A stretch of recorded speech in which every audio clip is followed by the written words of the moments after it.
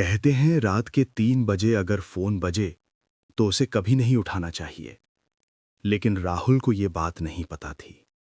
उस रात राहुल अपने कमरे में गहरी नींद में सो रहा था। बाहर हल्की हवा चल रही थी और चारों तरफ सन्नाटा था। तभी अचानक उसका फोन बजने लगा। नींद में ही उसने फोन उठाया और धीरे से बोला, हेलो।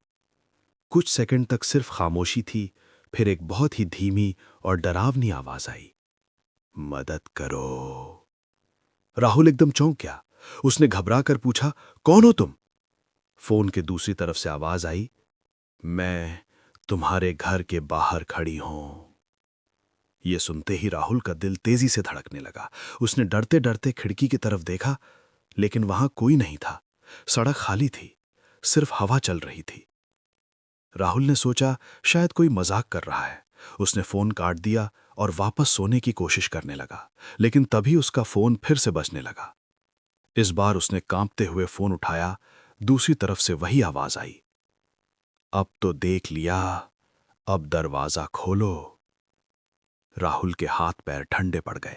उसने तुरंत दरवाजा चेक किया, वो अंदर से बंद था। तभी अचानक दरवाजे पर धीरे धीरे खटखटाने की आवाज आने लगी, टिक टिक टिक। राहुल धीरे धीरे पीछे हटने लगा। उसका डर अब और बढ़ चुका था। तभी उसे एहसास हुआ कि यह आवाज दरवाजे से नहीं, बल्कि उसके कमरे के अंदर से आ रही है। उसका गला सूख गया। उसने हिम्मत करके धीरे धीरे पीछे मुड़कर देखा, और जो उसने देखा उसे देखकर उसकी चीख निकल गई।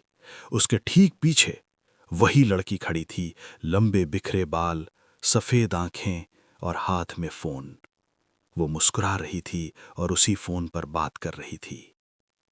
अगली सुबह राहुल का फोन फर्श पर टूटा हुआ मिला और उसकी कॉल हिस्ट्री में सिर्फ एक ही नंबर था, राहुल का खुद का नंबर।